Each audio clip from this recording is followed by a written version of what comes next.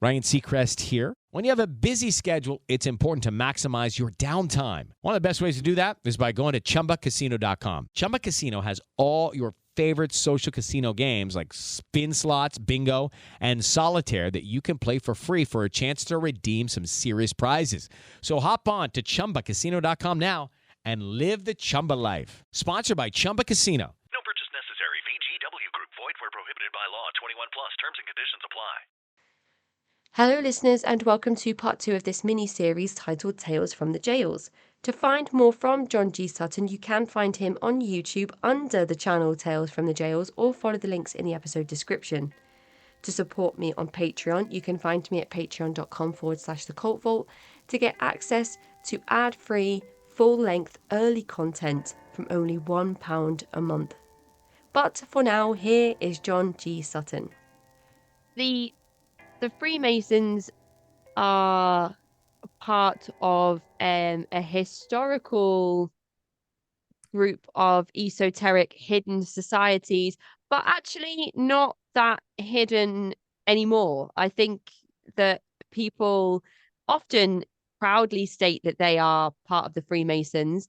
I think it's depicted in Line of Duty really well, where they talk about how many senior members of staff in the prison system are part of the Freemasons, and then obviously well, maybe it's not obvious to people that don't know, but it's male only, so there would never be an invitation for myself, for example. But you've mentioned during your talks with Sean that there are some notable ways to identify if somebody is a Freemason, and I wondered if you could just talk us through what that looks like. Well, they have certain signs that they make to each other. I mean, I have never been a Freemason. I have attended a number of Freemason dinners as a guest, but I'm never going to allow myself to be recruited as a Freemason because I absolutely don't believe in secret societies. I don't need it. And listen, there's different levels of Freemasons.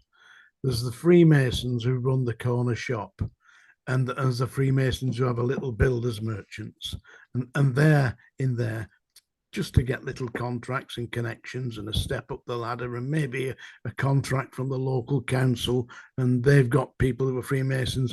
And then there's the other level of Freemasons, the people who are like Jimmy Savile and Lord Mountbatten, and King Charles is a Freemason. I mean, is that not known? It is an absolute fact. And this is at a different level. And at that level, they are the ones that control. So if you make a formal complaint, as I had done on numerous occasions, of senior members of staff sexually molesting young prisoners, I formally complained. What happens is that the establishment closes ranks. So you'll not get, your complaint won't go anywhere. But what will happen, and what did happen to me, was instead of the individual you're complaining about being investigated, the tables are turned and they set about destroying you and your reputation. That happened to me at Wormwood Scrubs. I reported he was either the vicar or the chaplain, for sexually molesting a young boy on a regular basis. I found him one Saturday morning dressed as a choir boy in his cell. And I said to him, come on now, why are you dressed like this? The surplices remain in the church, not in your cell. Why are you doing this? And the boy was only about 22, but he was an immature 22, 23, a young man. And he started crying. I said, no, come on, what's up? Don't be like that. I'll help you, And he told me that he was dressed like this because every Saturday morning, when all the rest of the wing were on exercise, the chaplain or the vicar, whoever he was, came round to his cell and he had to fillet him on his hands and knees dressed as a choir boy. For those of you who don't know what fellation is, it means something else. Perhaps you'd like to take it from Well, yeah, I mean it's oral rape in that case, isn't it? Yes, yeah, basically. But he was being abused by the chaplain. So I took the surplus off him, took a statement off him, wrote my statement, and went to see the chief officer. And the chief officer said to me, "On whose authority are you conducting investigations into senior members of this staff?" He said, "I've known this man for years." I said, "That's my report. I've produced the evidence." I said, "That I've done my job. What you do next is up to you. I've done what I have to do." And I left him to it. About 4 or 5 days later, I was on the landings, and one of the inmates said to me, they're asking questions about you. They got the CID in investigating me, not investigating anybody else, investigating me, because there was nothing to discover. I hadn't actually done anything except my job. Yep. Obviously, we're looking for a loophole to charge me with. Yep. Yep. But you were consistent in turning down pressured bribes that you would receive from pretty dangerous inmates that I've heard you talk about in. They offer you bribes and all the rest of it. It isn't going to get you anywhere to do that, because it's the very first time that you allow yourself to be compromised, you've had it. You are their prisoner. I never did take anything like that, but that's their control system. The inmates have a control system just like the staff are, and at places like Wormwood Scrubs, which was another screws neck and strange ways, it's the brutality of the staff.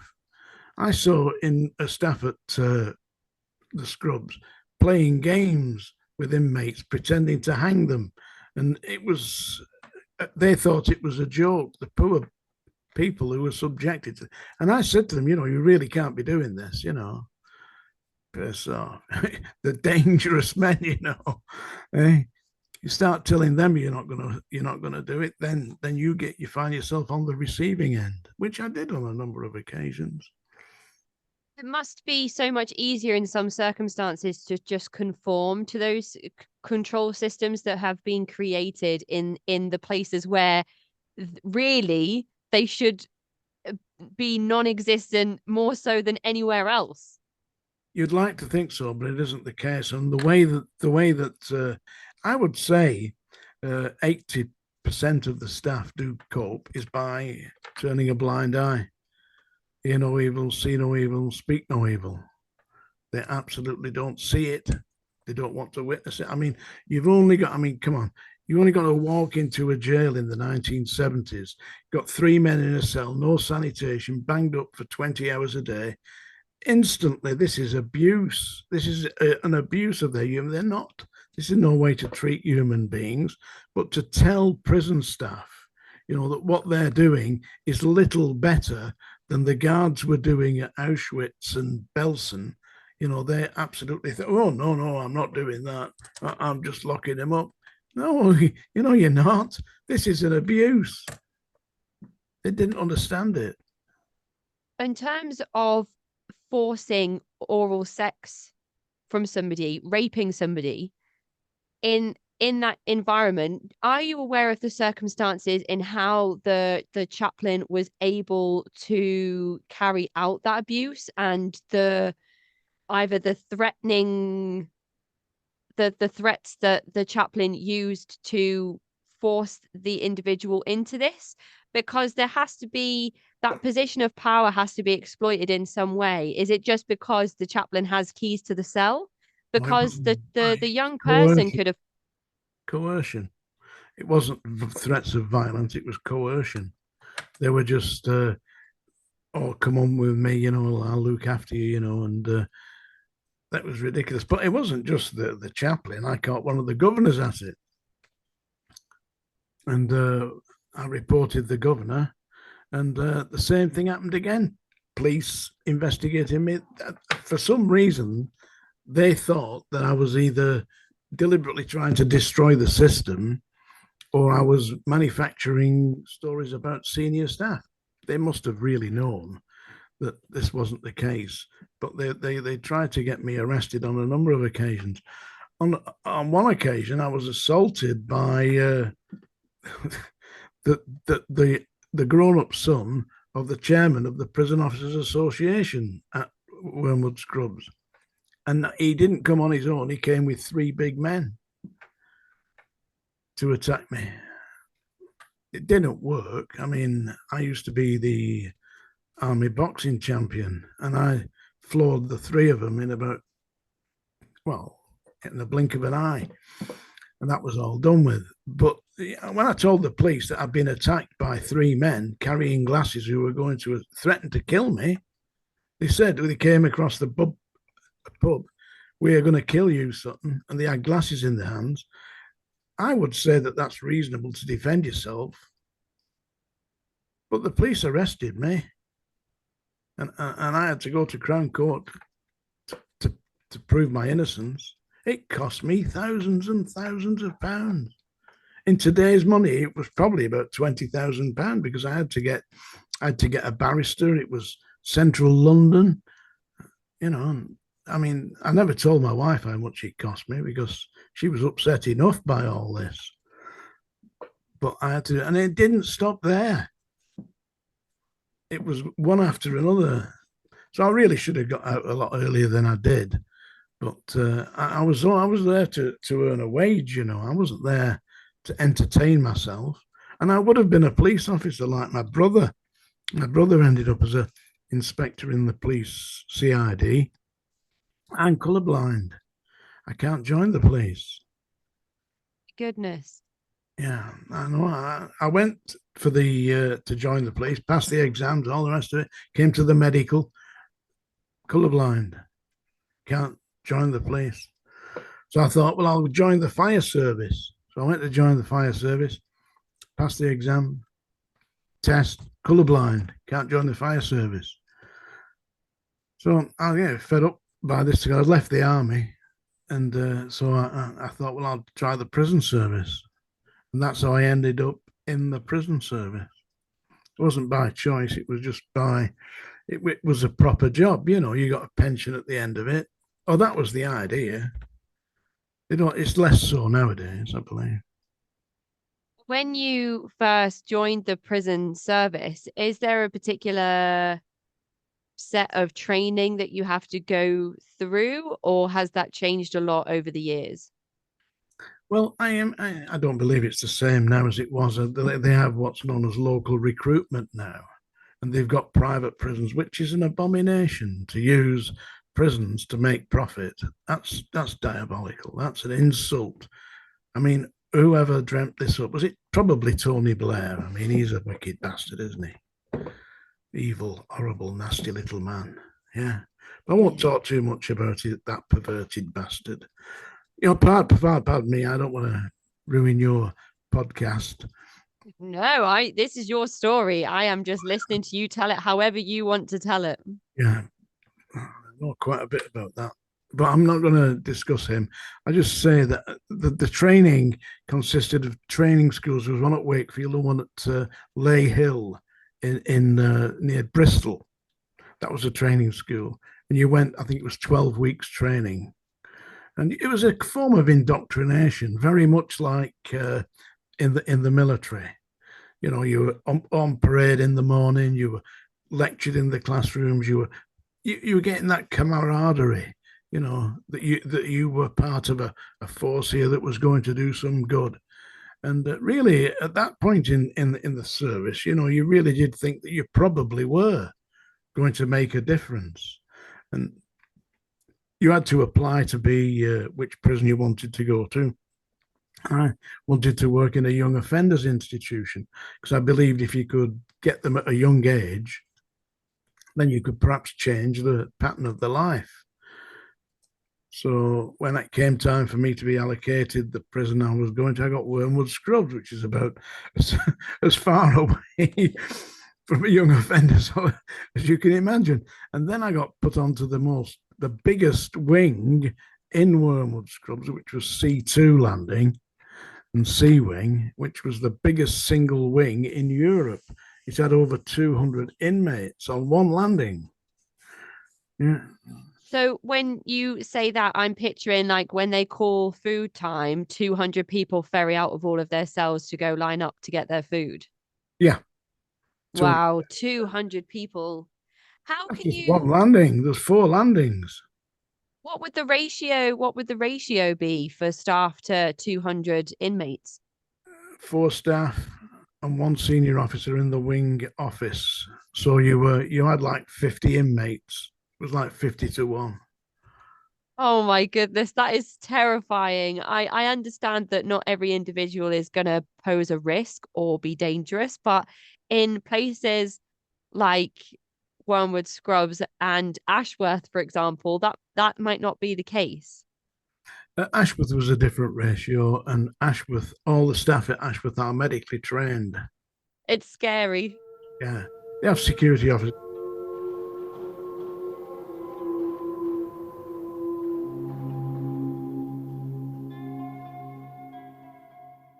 Ryan Seacrest here. When you have a busy schedule, it's important to maximize your downtime. One of the best ways to do that is by going to chumbacasino.com. Chumba Casino has all your favorite social casino games like spin slots, bingo, and solitaire that you can play for free for a chance to redeem some serious prizes.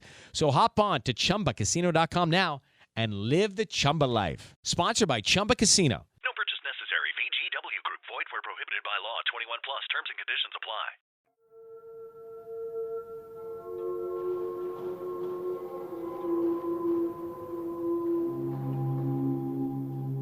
I wonder how much it's changed now. I do remember when I first went into to do some facilitation workshops in Old Course Prison, and the group that had decided, that their extracurricular activity or their, educational slot or recreational time, they wanted to put it towards doing some drama workshops, which is what I was doing in the prison. And they first all showed up and they were all like, no, I'm not interested. I don't want to do an adaptation of Oliver. And by the end of it, they were all fighting over who was going to play Nancy, which I thought was the funniest thing because they were these really big, tough guys with all these tattoos and they had all these. I remember one guy had a scar that went like all the way across his neck and really intimidating group of people. But interestingly, would get really annoyed at each other if no one was listening to me. They'd be like, show some respect, which I just thought was strange. But when I initially went in, the prison officer that was working on allowing these individuals to access these workshops, he sat me down and told me that I can't share any details about myself to anybody, including how long it took you to get here.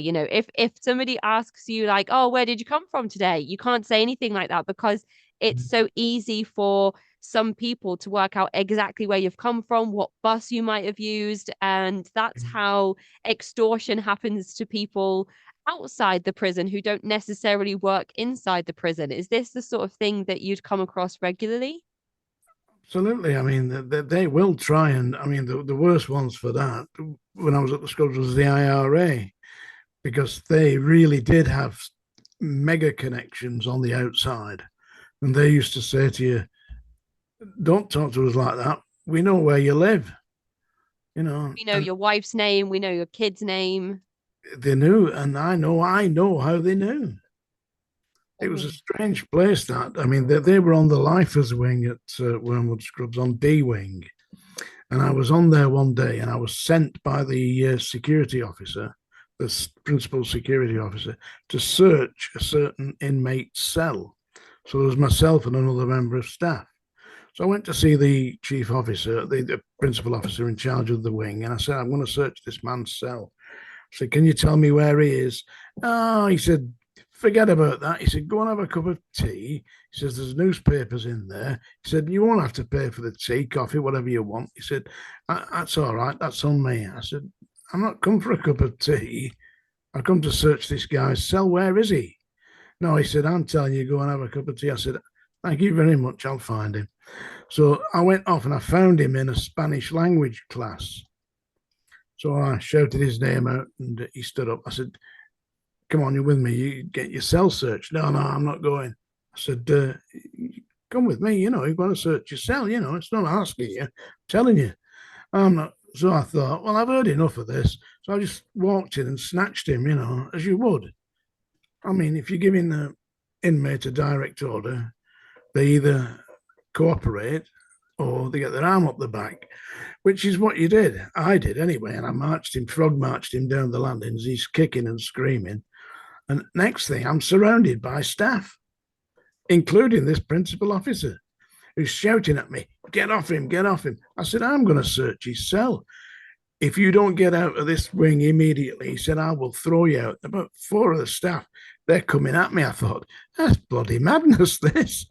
I'm out of here. Hey, why were they protecting him? I've no idea. Why they I've an idea now, but I didn't at the time. So I left there and I went to see the chief security officer and told him what had happened.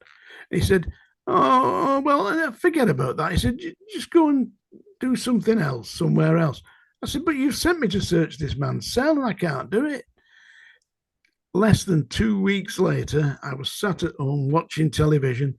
On television, the news flash came, riot at Wormwood Scrubs, and it showed images of inmates on the roof rampaging around, and they were wearing mock uniforms that looked like the IRA. They had a big homemade Irish flag, and they were parading it up and down the roof of D Wing at Wormwood Scrubs, and one of them was the inmate that I'd gone to search. So it's likely that those things were being hidden in that cell. In his cell, yeah. What was your reaction when that came on the telly? I told the chief security officer the following day, I said, I told you there was something to do with that. I've no recollection of that. I don't know what you're talking about. No recollection whatsoever. And they had an inquiry into that. An inquiry. They never asked me. I could have told them exactly why it happened, because the staff had allowed it to happen. You must have felt like you had whiplash doing this job, because you understand what's expected of you and you're trying to follow it to the letter. And when you're being instructed by your seniors to follow those rules and regulations to the letter, and then you're being stopped by other senior staff who are then backed up by the staff that sent you to do those things in the first place. I don't know how you coped. Oh, well, I mean, I think that they kept sending me to search the IRA and to supervise I think they were trying to get me killed, actually. Because the IRA used to say to me, it kept saying, we know who you are, you know, and they bloody well did. So in terms of what was happening, because there's, as you've mentioned, there's systems of control that have been created within this environment of control. So if the prison system is it's a legal system of control it's created to incarcerate individuals for periods of time depending on crimes that they have committed. Inside those systems have been other systems created by staff in positions of power and also prisoners in positions of power, or inmates. I'm not sure at this time what the correct terminology would be. Boys, really. But so you've got prisoners coercing prisoners, you've got staff coercing prisoners, you've got prisoners coercing staff, and then you've got staff coercing staff. Oh yeah, it is to be avoided. I mean, you have to be very strong-minded. You either have to be very strong-minded or extremely malleable and half blind. Because if you pay any attention to what you're doing and you try and do your job, you're going to come across the people that really run the show, and it isn't you, believe me. When you got invited to a Freemasons meeting and you declined to join, yeah, you mentioned that there are some rings and some notable handshakes, which is also covered in the line of duty, which I thought was quite interesting. Could you talk the listeners through what those things look like? Well, it depends who you're sending messages to. If you're sending messages to, say, you're in the dock and you want the judge to know that you are a Freemason, you do bang the thing there. You would use 3 fingers, yeah, and put the 3 fingers to the side of your face, yeah, so that you touch your face with 3 fingers to indicate that you have passed the 3rd degree, which is Right. the 3rd degree of being a Freemason. That's when you are a full Freemason. Yeah. When you're shaking somebody's hand, it's the 3rd knuckle down with your thumb and you depress it. I mean, I Oh. don't practice these things. I've just been shown them. And I have got friends who are 33rd degree Masons, which is as high as you get in the Freemasons. One of my cousins was one of the leaders of the Northwest Freemasons. He was Jeffrey Sutton, MBE, and he ran a big engineering company called Western Engineering. So if anybody out there doubts this, go and have a look.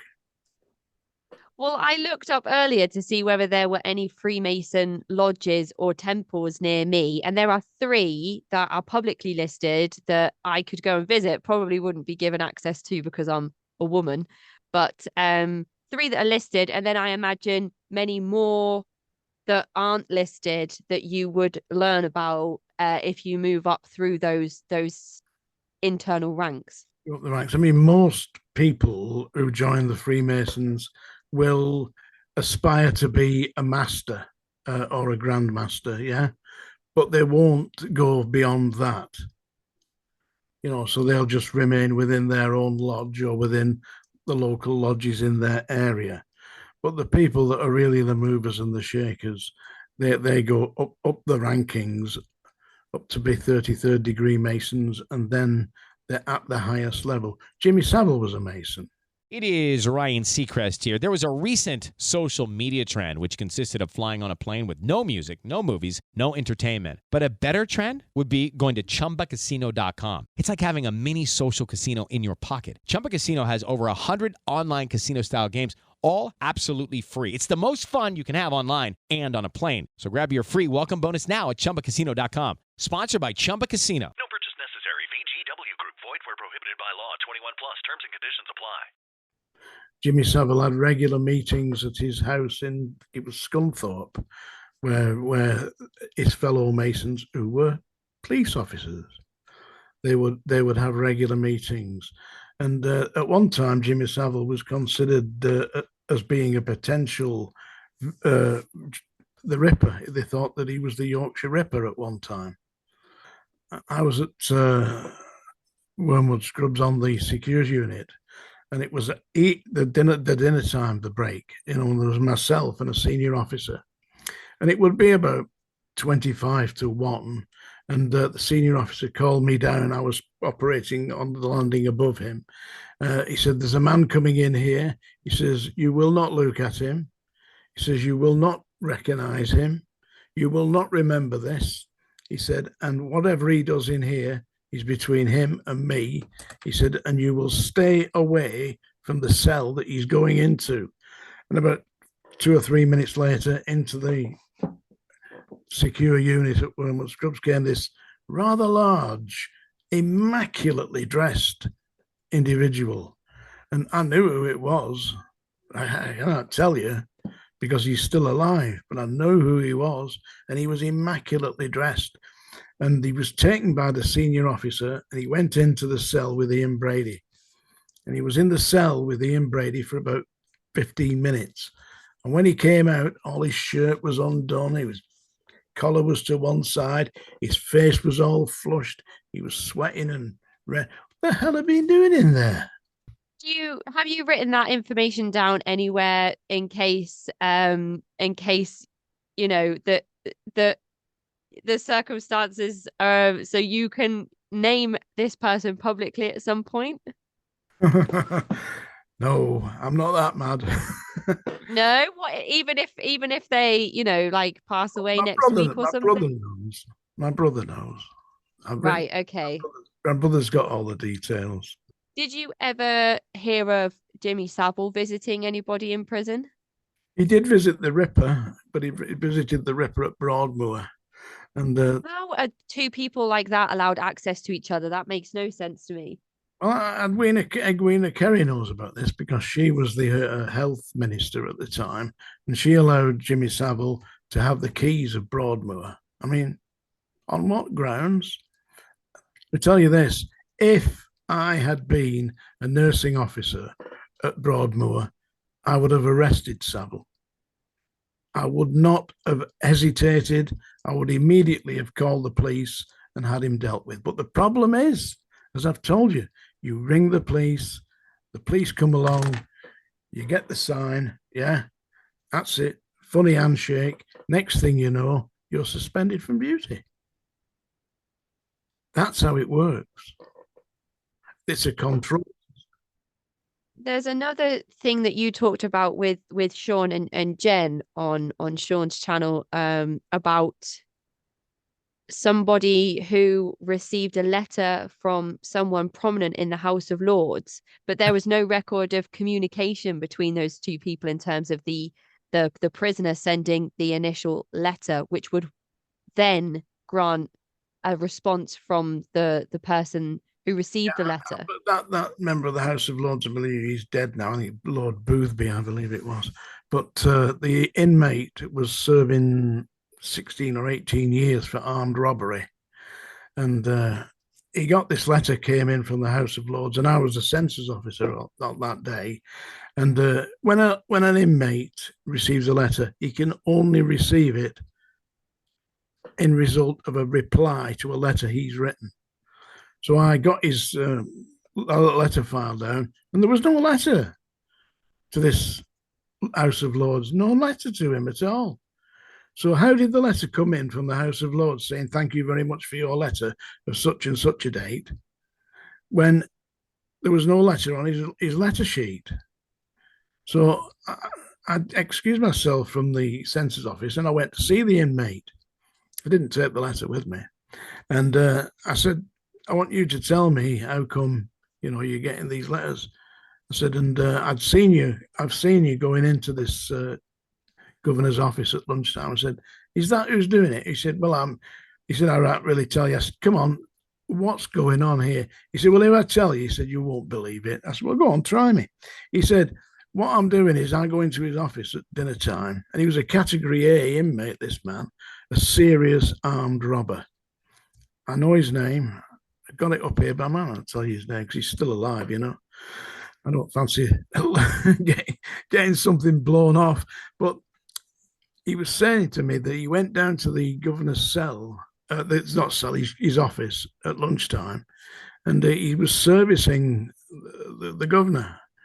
And he told me what he was going to do. He said, in return, he said he takes my letters out and gives me whiskey and what have you. He said, but you can say what you want. He said, nobody will believe you. That was another case of me being investigated by the police. I mean, what's all this about? Is there a difference that you're aware of in terms of protecting inmates from sexual abuse in comparison to America, or is it something that still needs work in British prison systems? In the British prison system, there are male rapes. There's numerous male rapes. And the people that are conducting these male rapes are the least unlikely people that you'd think. They're the guys who are outside, who are big villains, and who are tough guys. But in the prisons, these are serious alpha males. They obviously have some extra testosterone because they obviously can't control themselves. They're the male rapists in the prison. The effeminate inmates, they're quiet and they stay away because they know what they're going to get. They're going to get attacked and got to service the bully boys. When I was at Wormwood Scrubs, it was on C2 landing one day, and I heard this kerfuffle.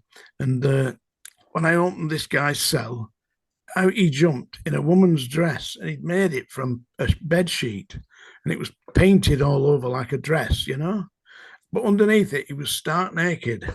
And he grabbed hold of me and started screaming, "Kiss me, Mr. Sutton, kiss me." Well, I'm not a weak man. I introduced him to the wall with his head. and flung him back into his cell. And that was the Cambridge rapist, Wow. Peter Cook, the Cambridge rapist. He'd raped a load of women, 30 or 40 students, in and around the Cambridge area. He was the guy who used to wear a leather mask with a zip across, and across the top he had the word rapist. And he was mad.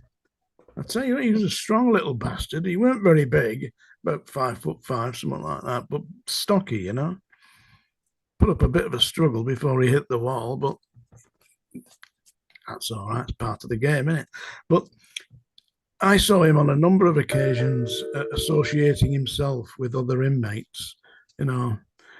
Usually they were getting down, filleting him. Strange thing, one day I was on C2 landing, and this inmate who'd only been there a week or so came up to me. He said, "I don't want to trouble you, boss." He said, "But he said, I think you might be able to help me." I said, I'll try. Come on. He said, how much is it for a blowjob? I said, I don't really know. I said, ask one of the cleaners, they probably know. I said, I would think you'd probably about a quarter of an ounce, smarmy cat, because they don't use money, they use tobacco, they did then. I said, well, what do you want to know for? He said, well, I quite like it. And he wasn't looking to get himself. So he was the guy who wanted to do it. I thought, you're more likely to get paid than have to pay. Doesn't that tell you so much, though, if inmates are coming up to prison officers asking them what the currency of the realm is in terms of sexual favors? Yeah. It's a bit strange, It is strange. And it's I strange that... wasn't aggressive with the inmates. You see, I had tried to help them. Well, unless they attack you and you defend yourself. I dealt with it, yeah. But generally speaking, Peter Cook was all right after that. He knew what he'd done. He wasn't the only one. I mean, I don't look like I don't think I do anyway, but I was in the hospital one night, in the hospital ward, and I was on duty, and it was about 2 or 3 o'clock in the morning, and I kind of half dozed off. I was on night duties there. And it would be about 4, and I woke up and there was a man sat on my knee trying to kiss me. Kiss me, I love you, I love you. Get off me, you bastard. I flung him on the floor, and it was Bernie Silver, the ex-Soho. He was the head of bloody Vice in the Soho area, He was a proper gangster, but he was suffering from syphilitic dementia. And I've got this guy on my knee trying to kiss me. God help us. Yeah. Do please get off. Oh my goodness. Yeah, no, thank you. I never fell asleep in the hospital ward again. No chance. That is the end of part 2 of this mini-series titled Tales from the Jails. To find more from John, you can follow the links in the episode description, or to get in touch with me, you can find me at cultvaultpodcast@gmail.com, or follow me on Twitter and Instagram at cultvaultpod. I'm your speaker, Casey, host of the Cult Vault Podcast. Step into the world of power, loyalty, and luck. I'm going to make him an offer he can't refuse. With family, cannolis, and spins mean everything. Now, you want to get mixed up in the family business. Introducing The Godfather at ChumbaCasino.com. Test your luck in the shadowy world of The Godfather slot. Someday, I will call upon you to do a service for me. Play The Godfather now at ChumbaCasino.com. Welcome to the family.